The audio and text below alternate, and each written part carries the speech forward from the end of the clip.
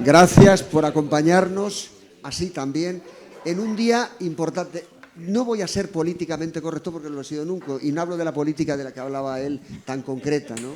Yo tampoco hablaba de eso, nada. No. Venía para acá y decía, esto es uno de los platos fuertes de la temporada. No, es el plato fuerte de la temporada. Cuando llegué a esta casa hace nada, dije de una manera insistente que venía que el espíritu de Fernán Gómez fuera la identidad de esta casa. Bueno, había que dar un salto más. Habíamos empezado jugando desde esa... No, cuando se habla de inteligencia artificial, que todo el mundo habla mal, dices, bueno, me río por el tema del holograma, de que abriéramos la casa, de que hubiese tertulias. Le gustaba hablar. Aunque, curiosamente, se va a hablar también en este montaje y en esta versión que ha hecho Raúl de lo importante que es la escritura en soledad. Bueno, había que dar un salto al vacío. Y ese salto al vacío es mirar a Fernán Gómez desde el escenario. Había que pasar obras son amores y no buenas razones. ¿Y con qué empezamos? Porque me atraen muchas cosas y disciplinas muy distintas. Su cine es teatro. Mirad, el hijo de Fernán Gómez, Fernando Fernán Gómez, me pidió, cuando se hizo la primera exposición después de su muerte en la SGAE, que escribiese la parte de teatro. Me lo leí todo, y llegué a una conclusión. Todo Fernando Fernán Gómez es materia teatral. El hijo de la cómica, el nieto de María Guerrero, el que no fue reconocido, y eso se nota además, ahora hablaremos de lo que estamos haciendo, esa falta del padre, ese hombre educado por dos madres, la abuela y Carola, la madre, una mujer de Carola, la madre, una mujer católica, monárquica, y la madre republicana. Esa mezcla hace que nazca ese personaje sin el cual no se puede entender el siglo XX a nivel cultural. Imposible. Porque te haces preguntas, muchas preguntas. Esas preguntas pasan: ¿dónde aprendió a dirigir cine? No tenía estudios universitarios. ¿Dónde aprendió hasta que conseguí esa entrevista? ¿Hablará del método? Sí, habló del método, ¿no? Fernando Fernán Gómez es grande desde muchos lados. Pero había que elegir algo. ¿Con qué empezamos? Con el discurso de ingreso en la Academia, que, si no me equivoco, fue el 30 de enero del 2000. O sea, estamos celebrando el 25 aniversario.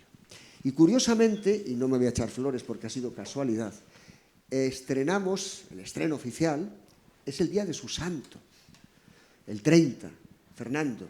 Hay otro Fernando en París, que el día que no esté nos acordaremos mucho también de él, que se llama Fernando Arrabal. Bueno, dicho todo esto, pues empezamos con ese discurso. No vamos a negar que todos estamos un poquito influenciados cuando Mayorga hizo el suyo, Silencio, ¿no?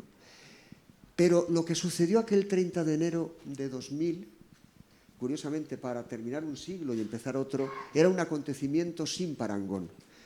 El primer cómico inquieto, voy a decir a partir de ahora porque lo dice él mismo, de sí mismo, un cómico inquieto en llegar a la docta academia, a esa academia que habíamos visto, y desde el siglo XXI sentimos vergüenza de lo que pasó con Benito Pérez Galdós, Emilia Pardo Bazán, tantas y tantas personas, que esa panda de gente cultísima, pero impresentable en muchos casos, habían dicho cosas muy feas, que parece mentira que, siendo académicos, no tuviesen la altura ética y moral y de dignidad para decir, por ejemplo, uno de ellos, que doña Emilia, no tenemos los asientos, no los puede usted utilizar, están un poquito estrechos, ¿no?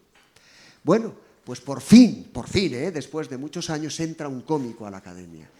¿Y cómo entra el cómico? Que aquí es donde empieza toda esta aventura teatral. Porque, señores, lo que él dijo en la Academia fue un discurso. Y el discurso no es teatro. Es la exposición de un tema ante el público. Cosas en común, muchas. Por ejemplo, el público. No se puede entender un discurso, a no ser que esté ensayando, sin el público. No se puede entender el teatro sin el público. Bien, bueno, pues desde ahí empieza, llamo a Raúl y le digo: Raúl, hay responsabilidad mucha. ¿Por qué? Porque Fernán Gómez es un personaje que es muy fácil hacer una caricatura. También me pasó exactamente lo mismo cuando hice el holograma, ¿no? Y dije algo, y que yo espero que, si él lo lee esto, no se enfade, porque no estoy diciendo todo, pero esto no es José Mota, no es una caricatura, no es un chiste, no, No, es un personaje del que nos sentimos muy orgullosos de que haya parido este país, esta patria, esta España nuestra, complejo y contradictorio, y que por esas cosas de la vida se ha quedado en una especie de a la mierda, ya sabemos qué voy a contar. Hace poco en París me decía Raval, a ver, Juan Carlos, dime, ¿por qué sale tanto en televisión eso de el milenarismo? Bueno, pues no te tengo que decir nada, me eché a reír, ¿no? Claro, a veces nos quedamos con una mirada demasiado tonta, boba, ¿entiendes? Fernando Fernán Gómez era muchas más cosas. Cuando empieza la aventura esta de llevar a la escena este discurso inteligente, un discurso necesario, porque es un homenaje a la palabra. Hay un vídeo por ahí que a mí me le pongo una vez o dos al día que dice, yo soy cómico, decía Fernando, y en mi oficio la herramienta es el lenguaje, la palabra.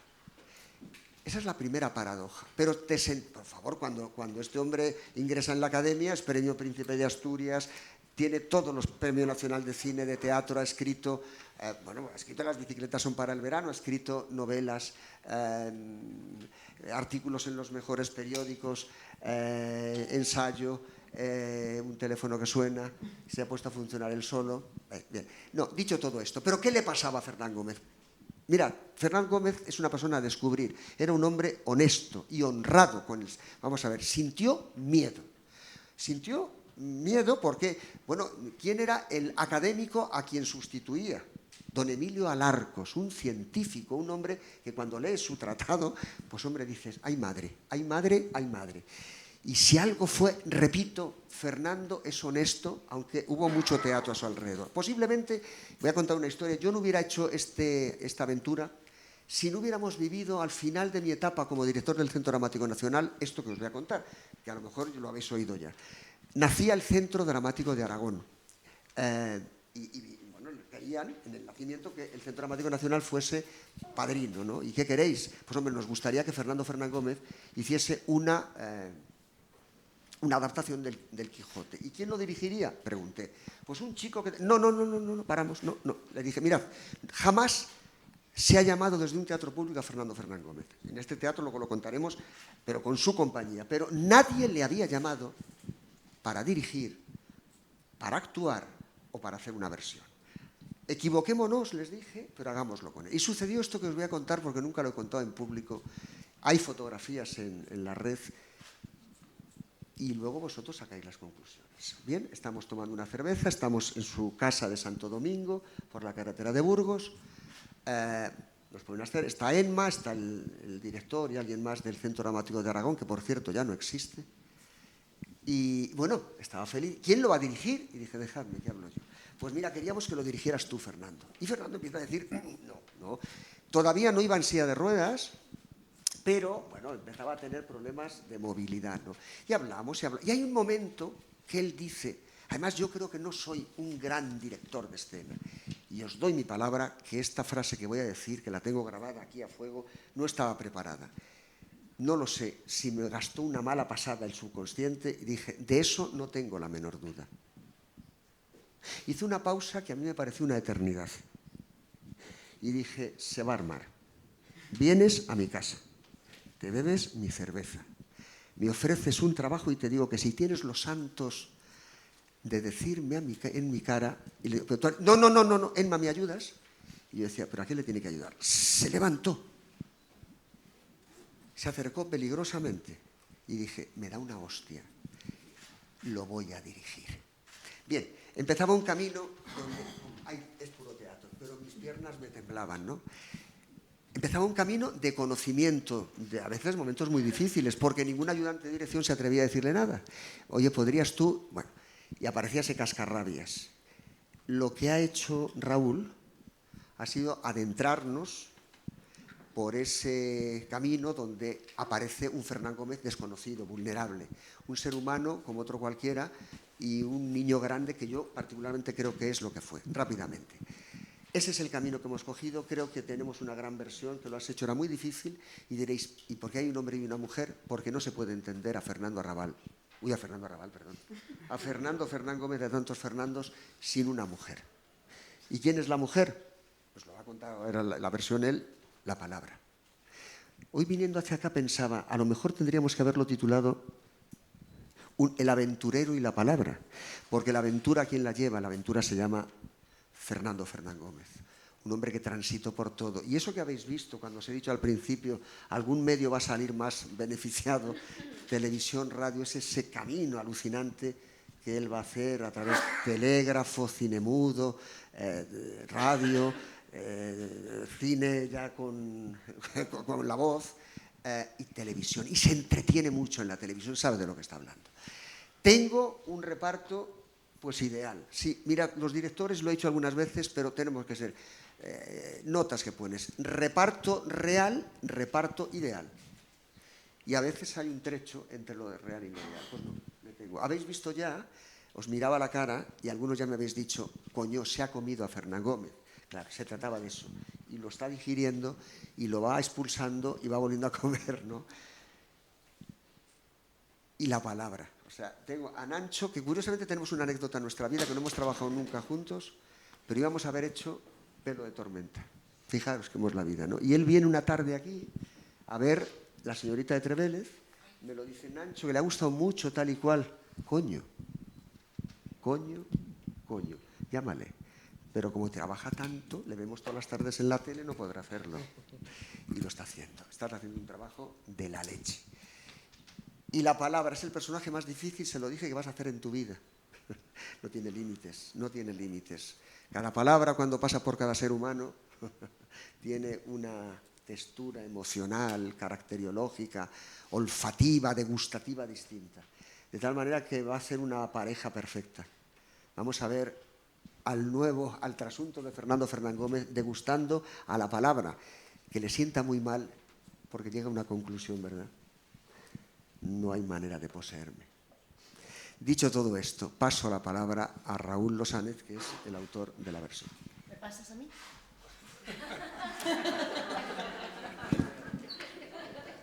Esto es todo lo que Bueno, buenos días. Pues nada, sí, como ha contado un poco Juan Carlos, bueno, cuando a mí me encargó, él estaba muy empeñado en que Fernando Fernán Gómez impregnara todo lo que tiene que ver con este teatro que lleva su nombre, y cuando me propuso, la verdad, hacer una versión del discurso de ingreso, yo la verdad es que tenía mis dudas. Los que no conozcáis a Juan Carlos, que seguramente todos le conocéis mucho, pues yo dije, este se ha vuelto loco.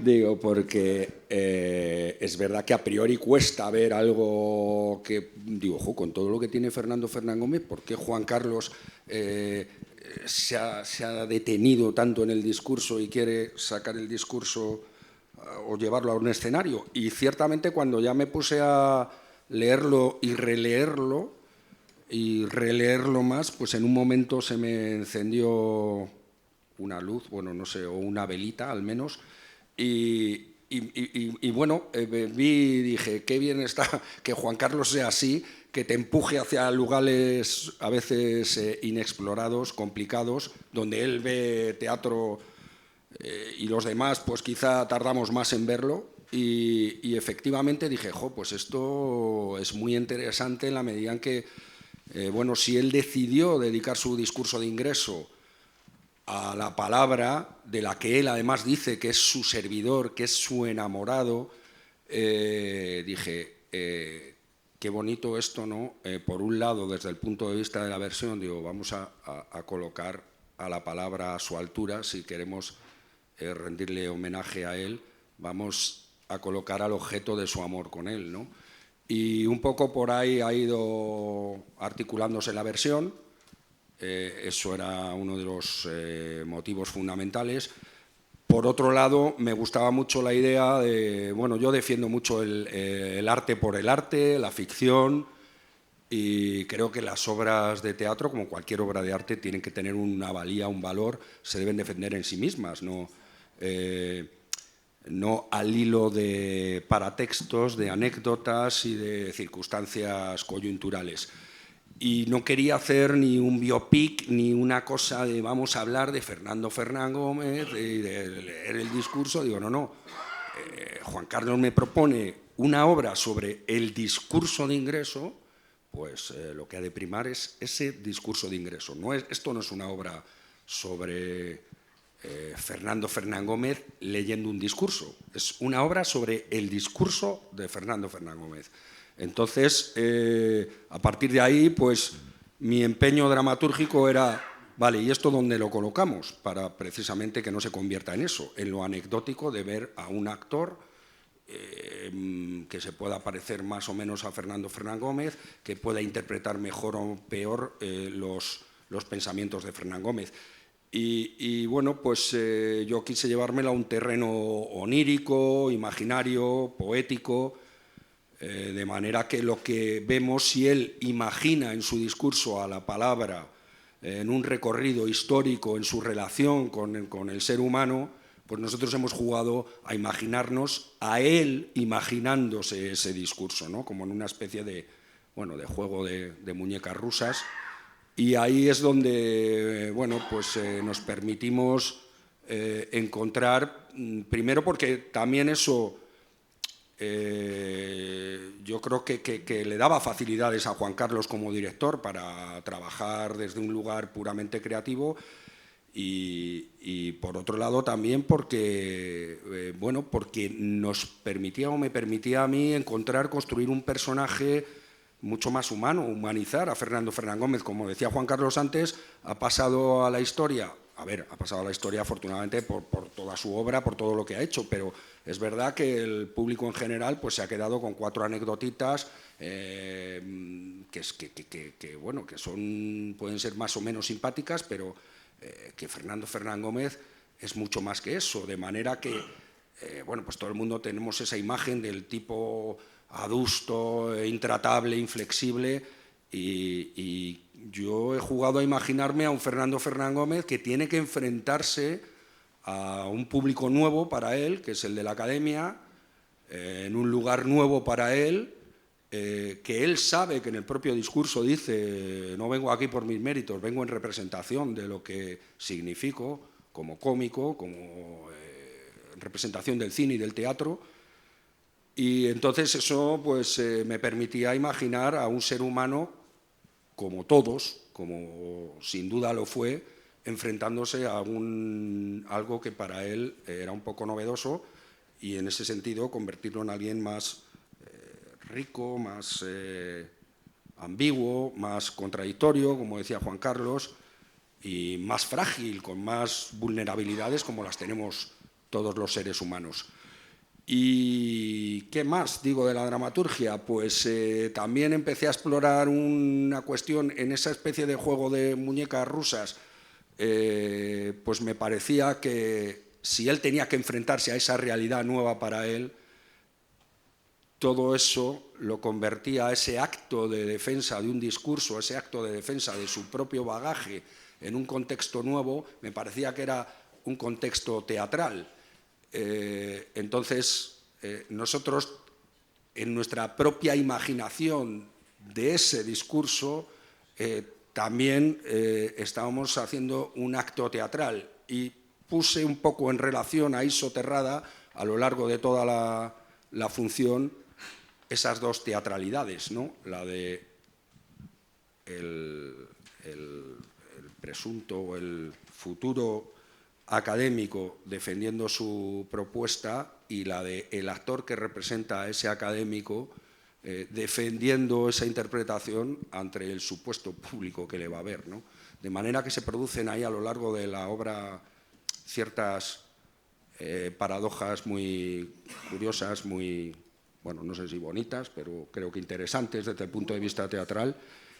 Y eso es todo un poco. Bueno, por otro lado, decir que, claro, que la palabra, el hecho de colocar a su lado a la palabra también me llevó a intentar sublimarla, ya que estábamos jugando en ese espacio simbólico, en ese espacio imaginario, pues a poetizarlo todo un poco más y bueno, a establecer esa relación entre él y su amada palabra, pues a darle todo el peso literario y poético que probablemente él le daría en su propia imaginación.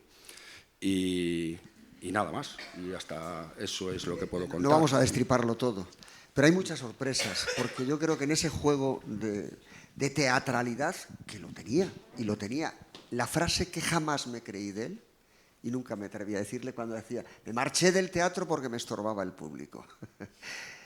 También añadiría simplemente que lo hacemos en la sala Jardiel. Jardiel fue el descubridor de Fernando.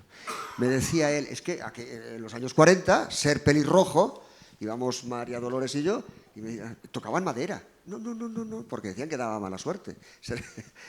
Bueno, y aparece Jardiel y le dice, le estaba esperando para su pelirrojo de Los ladrones somos gente honrada.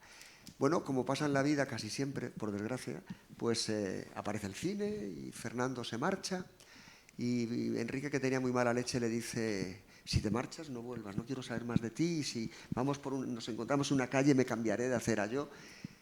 Jardiel va a tener un cáncer, nada, en un año, y va a morir rápidamente, y lo digo porque por él he visto ciertas cosas. Estuvo mandando dinero Fernán Gómez sin que se enterase Jardiel a pocos amigos que quedaban durante los últimos meses de su vida. Algunas veces hemos visto en escena cosas que no eran reales. Dicho todo eso, porque de alguna manera toda esa amalgama de gentes que de alguna forma van haciendo que este centro vaya teniendo más ese espíritu. Y ahora tenemos que pasar la palabra a quien dice, vaya peso de la responsabilidad que tengo, pero coño, qué bien estás madurando, cabrón. Sí, porque... ¿Sabes? Era un galán. Ya, ¿sabes la única diferencia entre un hombre y un plátano? Que el plátano madura. Aún me queda mucho por madurar. Pero es un plátano canario. Aún me queda mucho por madurar. Bueno, ayer estaba yo pensando, digo, bueno, la responsabilidad ahora de hacerme ahí el intelectual contando un poco de qué va esto. Entonces, digo, a mí se me da fatal el desgranar cosas, hacer análisis y síntesis de cosas que hago. Entonces me metí en ChatGPT y pregunté, metí la obra y tal en ChatGPT y me salió un análisis tan bonito, tan bien hecho, tan perfecto, que dije, os voy a decir, os remito a ChatGPT para que metáis en la aventura de la palabra y ya tenéis el artículo escrito, ¿de acuerdo? Yo lo que voy a hablar es de por qué estoy aquí. Es un asunto cabalístico, absolutamente. Yo me fío en mi vida de las cosas que tienen que ver con lo que es la magia, lo que es lo no explicable. Yo soy actor también por cosas que no voy a contar ahora, pero con respecto a Fernán Gómez, a mí a lo largo de mi vida, muchas veces, pero muchísimas, no una, ni dos, ni tres, mucha gente, sobre todo directores de fotografía, de cine y de me han dicho, ¿tú sabes que tú tienes un aire a Fernán Gómez? Lo cual yo no sabía cómo tomármelo, porque decía, joder, Fernando Fernández era feo de cojones. Y bueno, tampoco es que yo sea un prodigio de belleza, pero tan feo no creo que sea. Pero me decían, no, tienes un aire ahí desgarbado, alto y tal, esa voz y tal. Por otro lado, yo también pues tengo mis ínfulas como escritor. Yo escribo teatro, escribo novelas, escribo guiones, dirijo y tal. Entonces, en ese sentido, pues la gente que me conoce más me dice, ¿y también te pareces a Fernando en eso? Digo, bueno, ya quisiera yo, coño. Fernando es un tipo que ha hecho obras maestras del cine español, del teatro español, y yo soy un tipo, un diletante que está por ahí haciendo cosas, ¿vale? Pero eso es una cosa, siempre me han dicho esto. Por otro lado, yo conozco a Sixto, aquí ayudante de dirección. Lo he tenido a mis pechos, ¿vale? Cuando él era un imberbe que estaba empezando, era ayudante de dirección del Cavernícola, cuando lo montamos la primera vez hace un mogollón de años. Y de entonces lo conozco. Pero no lo había vuelto a ver, yo creo que desde entonces... Bueno, sí te vi, pero así y tal. De repente vengo a ver La señorita de Trevélez. Me encuentro a Sixto. Y Sixto, pues me ha gustado mucho, joder, venía con mi mujer y tal. Pues nos ha encantado, qué bien, qué bien, qué bien. Al día siguiente me llama Sixto, oye, que mira, que estábamos pensando, ya que te he visto, que dice Juan Carlos, que ya te ofrecí una vez una cosa que no pudiste hacer, ¿por qué no haces esto de Fernando Gómez? Y digo, coño, se me abren las carnes de pensarlo porque Fernando Gómez es un personaje que tengo muy dentro de mí, porque todo el mundo me ha dicho, bueno, todo el mundo, mucha gente me ha dicho que tengo un aire, me parezco, recuerdo de alguna manera, ¿no? Y digo, pues déjamelo leer y tal. Lo vi que lo que era, hablé con Juan Carlos, estuvimos aquí hablando, bueno, estuvo hablando él, básicamente, un buen rato y tal.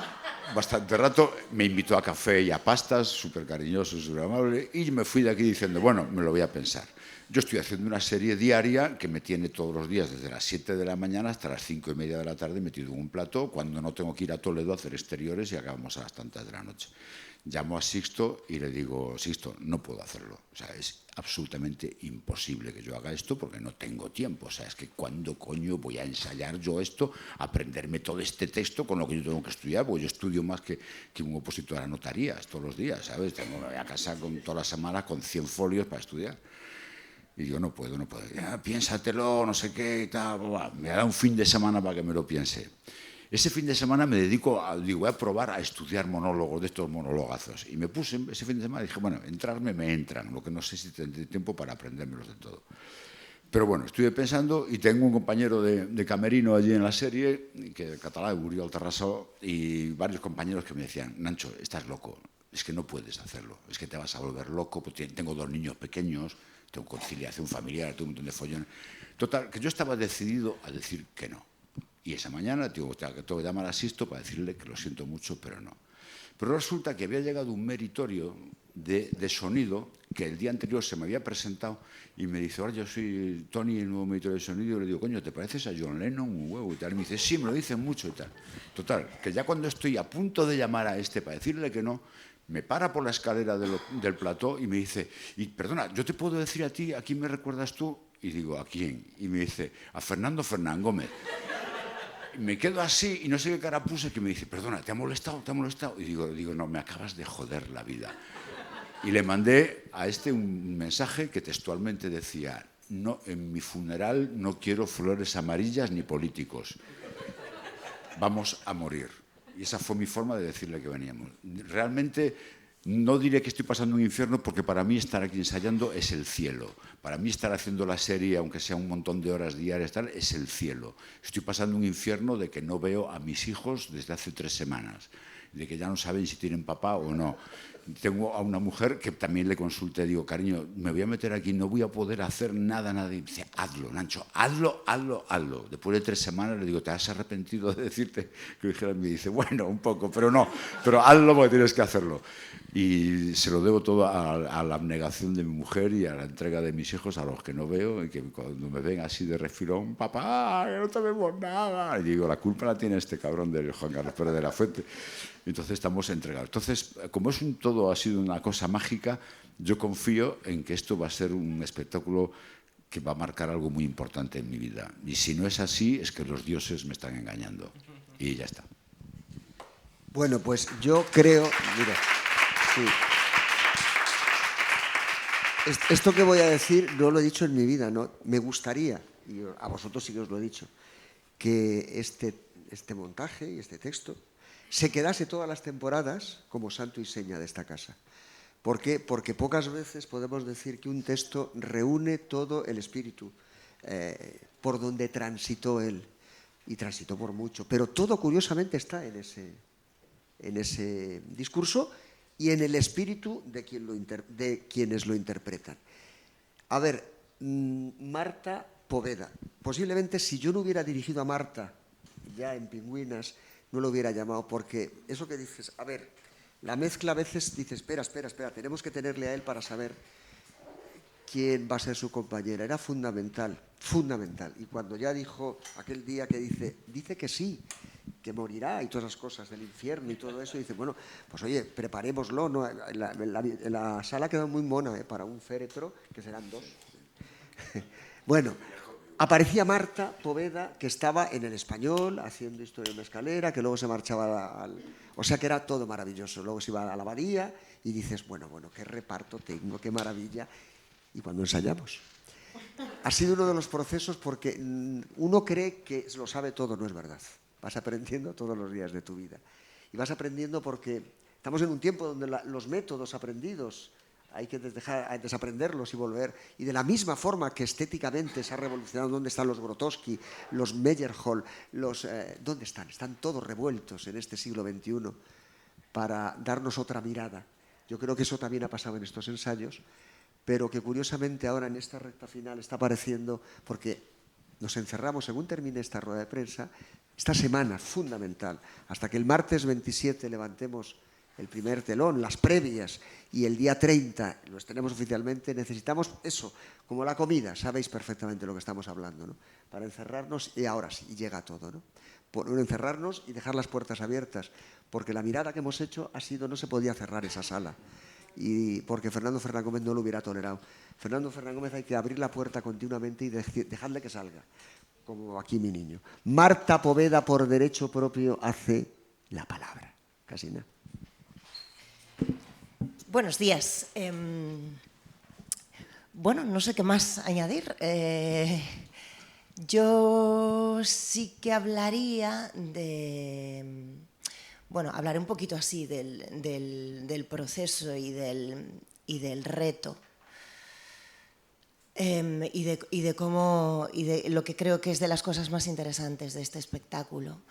Si Fernando Fernán Gómez hizo en su discurso un recorrido de la palabra a través del espectáculo, intentó destripar la palabra en el mundo del espectáculo, lo que creo que nosotros estamos intentando hacer es destripar el discurso y convertirlo en espectáculo.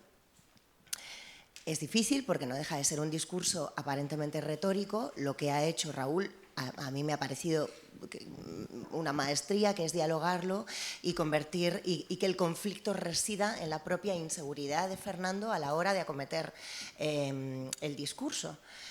Quizá con un poquito de síndrome de impostor, ¿no? Él habla que hace un cómico aquí, ¿no? Pues nada, pues la mejor idea que puedo tener es cómo un cómico afronta la palabra. Dicho esto, mi personaje es invocado en una especie de valga la paradoja, realidad onírica, en la que digamos que yo juego a ser musa, inspiración, arenga, presión en todos los... Madrastra, hermana, provocación. Sí, pero eso es por Nancho, que es un guarro. Esto es por Nancho, no. La palabra es etérea, no se pone cachonda. Él sí. Entonces, bueno, pues me enfrento a un personaje delicado porque yo creo que aparentemente tiene mucha libertad, pero creo que es interesante preservar los límites para poder encontrar las puertas de libertad. Y no mucho más. Creo que lo más interesante de este espectáculo es ver cómo se ha hecho el espectáculo de un discurso sobre el espectáculo, y también es muy interesante porque su recorrido para en la televisión, bueno, pues porque él falleció antes de la tremenda disrupción tecnológica, pero lo deja en un punto en el que ya apunta que lo que se viene supera, y que lo que se viene puede jugar en favor o en contra de una sociedad. Es una herramienta de comunicación maravillosa, pero también es una herramienta de manipulación terrorífica hasta el punto de que puede llegar a destruir el mundo, ¿no? Entonces, la estela que deja en su discurso me parece muy interesante.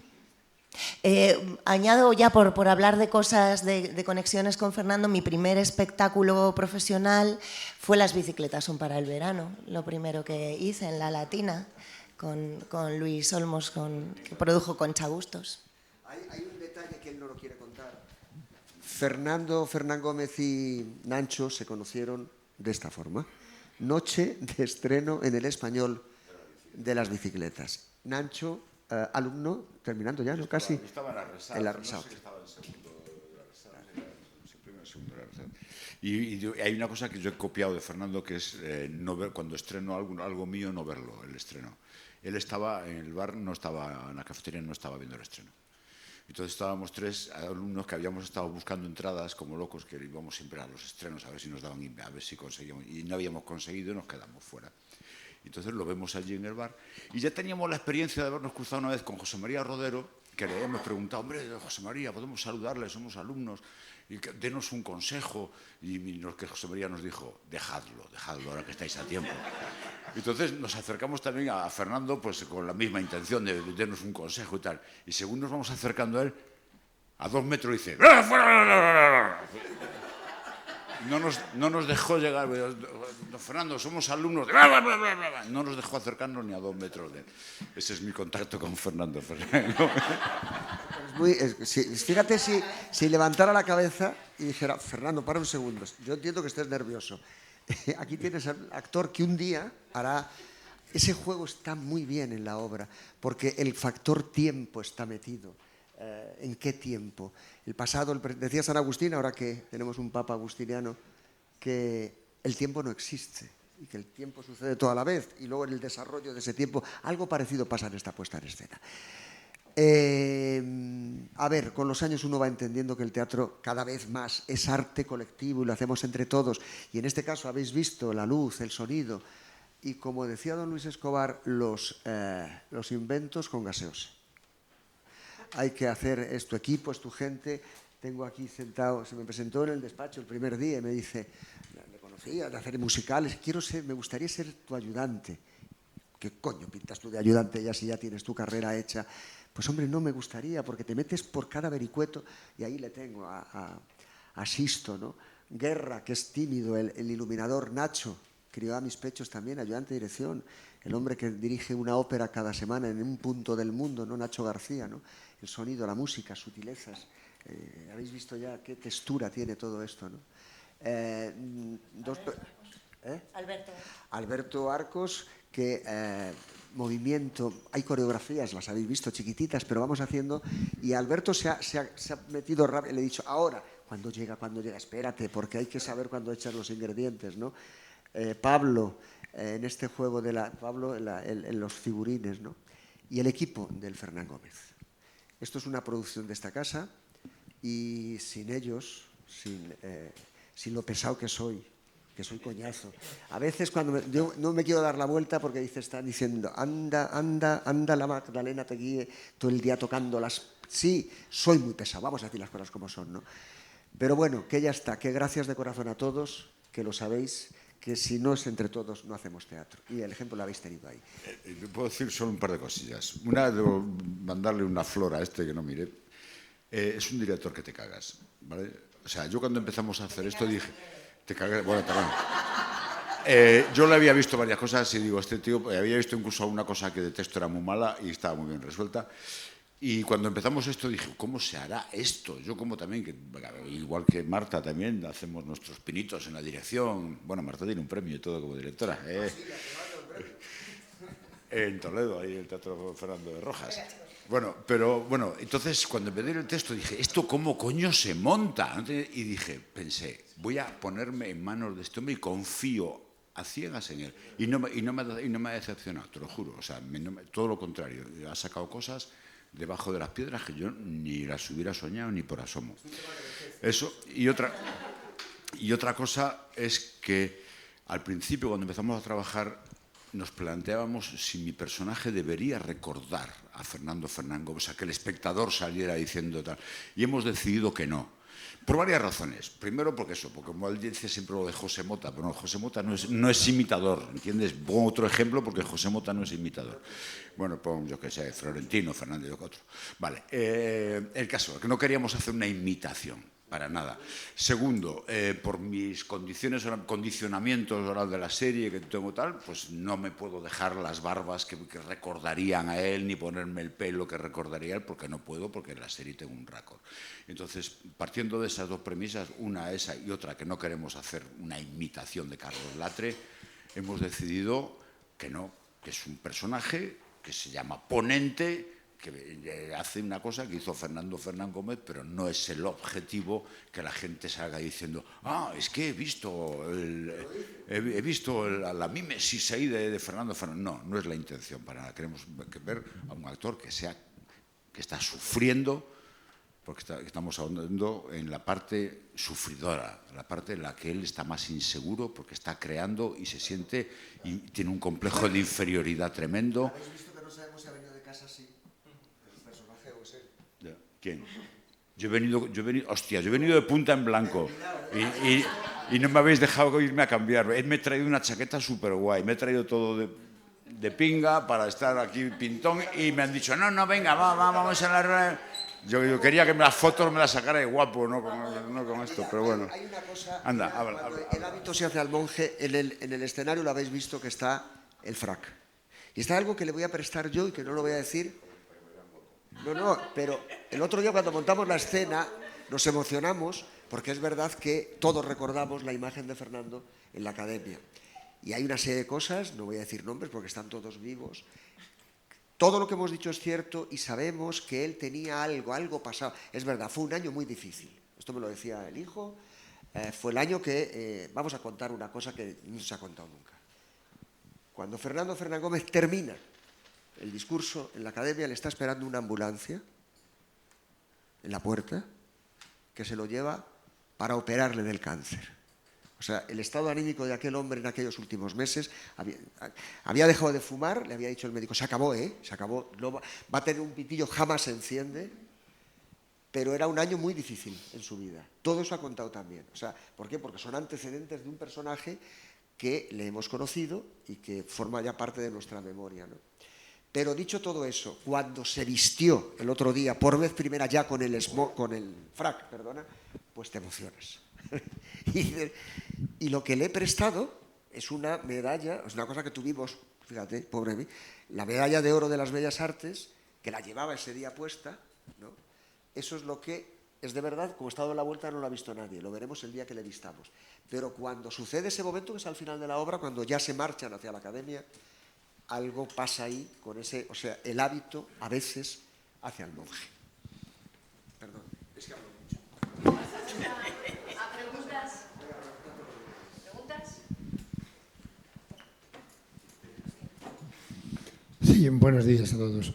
Vamos a ver, coincidiendo con el reconocimiento que se hace a Fernando Fernán Gómez, maestro de la palabra, y su discurso de entrada en la academia, y con la amenaza permanente de la inteligencia artificial, pregunto, ¿qué opinaría él ahora mismo de la invasión de palabras de otros idiomas en la lengua española?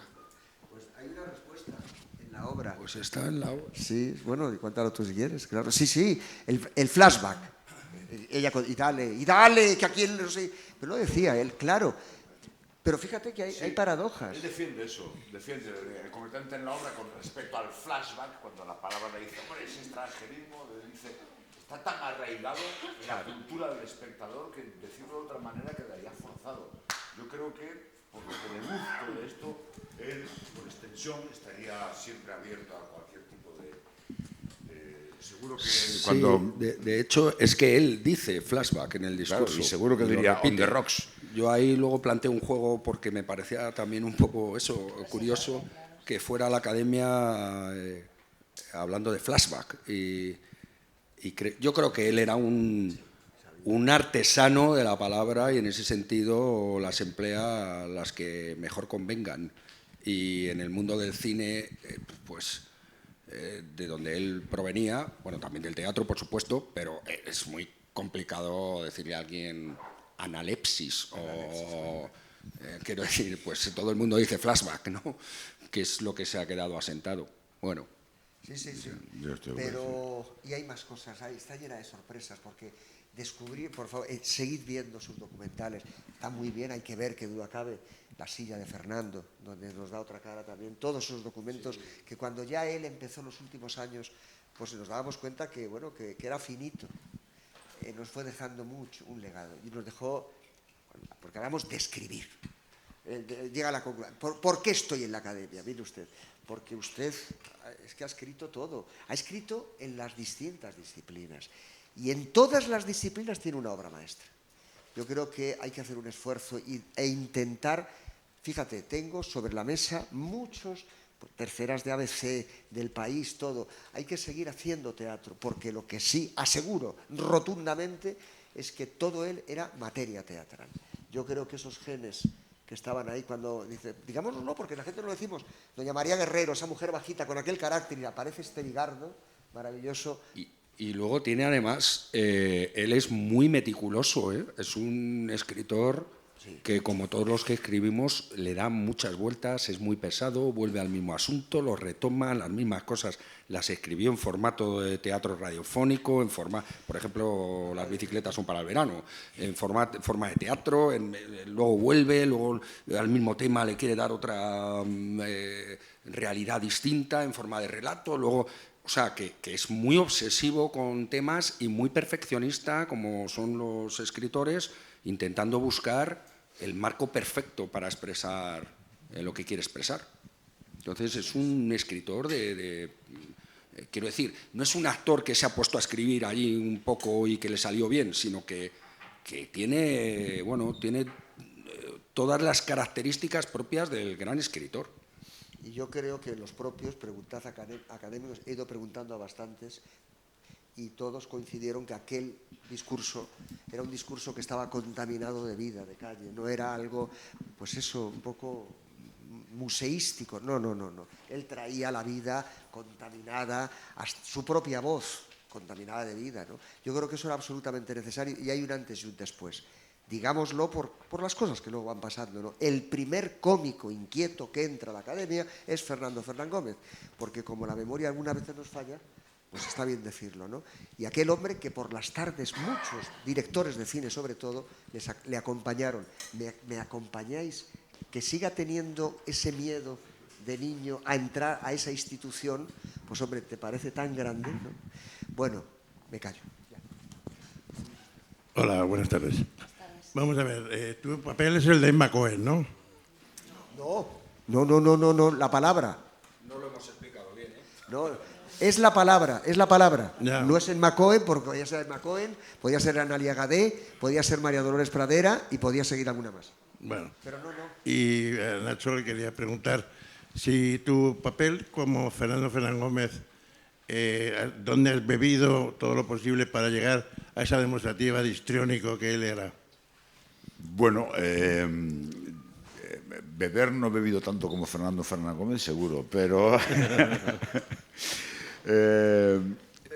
no, para mí Fernando Fernán Gómez, mira, mi referencia de Fernando Fernán Gómez siempre es de un actor que me hacía reír, de pequeño ya. Me hacía reír con el fenómeno, me hacía reír con el... Bueno, el futbolista. no, joder, con el obra de teatro de Don Don Mendo. Coño, siempre me hacía reír con Don Mendo, me hizo reír y ya reflexionar con... Me acuerdo de adolescente cuando vi la Anacoreta, le he visto en miles de películas, luego ya de mayor me sorprendió su parte más dramática y más incluso trágica, desgarrada en películas como El mundo sigue y tal. Pero para mí siempre se me ha quedado, para mí es un cómico, pero cómico no en el sentido genérico de la palabra de todos los actores, no, de cómico, un tipo que a mí me hacía reír, y yo para mí lo tengo guardado en mi infancia como un tipo que me hacía reír, y eso no lo olvidaré nunca. Entonces, no sé, yo he bebido mucho de las cosas que he visto, como vi La silla de Fernando hace un montón de años, y ahora últimamente me recomiendan que vea muchas cosas, por ejemplo, la película de su nieta, o ver cosas más recientes, o que revise la reseña, pero no tengo tiempo, no tengo ni un minuto. O sea, el minuto que le dedicar a ver eso es un minuto que le quito a estudiar, y tengo que estudiar. Y eso tal. Entonces, para mí, yo me baso en la referencia que tengo con él, que la tengo muy clara, de la imagen que tengo él de la infancia. Era un tipo que me hacía reír, joder. Entonces, para mí, una película en la que salía Fernando Fernán Gómez molaba porque me hacía reír. Y vosotros habéis sido los primeros que habéis recibido algo hoy.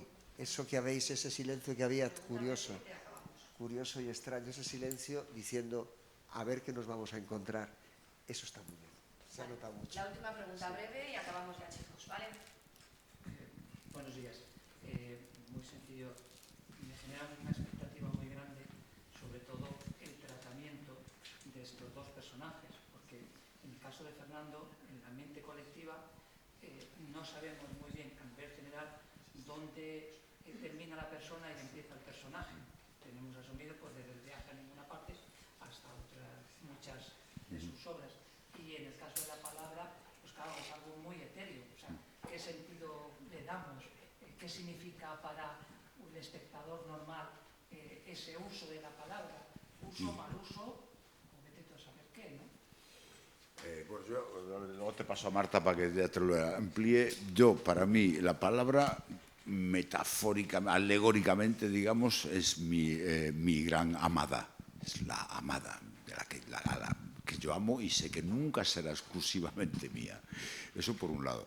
Y con respecto al personaje que hago, nosotros, imbuido mucho por el tratamiento que le quiere dar Juan Carlos, estamos buscando la parte más frágil, más humana, de un hombre que está desesperado porque, primero, no sabe si se merece lo que le están dando y, segundo, no sabe cómo afrontarlo sin hacer el ridículo delante de los demás, no tanto como hacer el ridículo, sino no sabe cómo afrontarlo para estar a la altura de lo que se espera de él. Y con respecto a la palabra, pues Marta te contará más cosas. Bueno, lo que creo que hace el trasunto de Fernando en este espectáculo es materializarla, a convertirla en carne, en este caso con la figura de una mujer, para a través de un juego y de un sueño buscar la inspiración y buscar la construcción. Entonces, digamos que la palabra, la idea que tiene particularmente el personaje de la palabra no es la que pueda tener usted o la que podamos tener. Su idea de la palabra le ayuda a construir el discurso, y esto es a través de, pues eso, o de amor, o de juego, o de presión, a través de varias texturas y de buscar en él diversos estados anímicos y de buscar en su pasado esto lo ha hecho muy bien Raúl, de repente le hace rebuscar en su niñez, le hace ponerse visionario, le hace pensar en el presente, le hace trabajar su parte filosófica, luego también su parte pragmática, lo pone a bailar, lo pone a llorar, lo pone a gritar, ¿no? Digamos que sería la idea de cualquier autor buscando la inspiración, un autor con un blanco tremendo, buscando la manera de volver a darle a la tecla o de volver a manejar la pluma. Entonces yo sería esa, la lucha contra el blanco.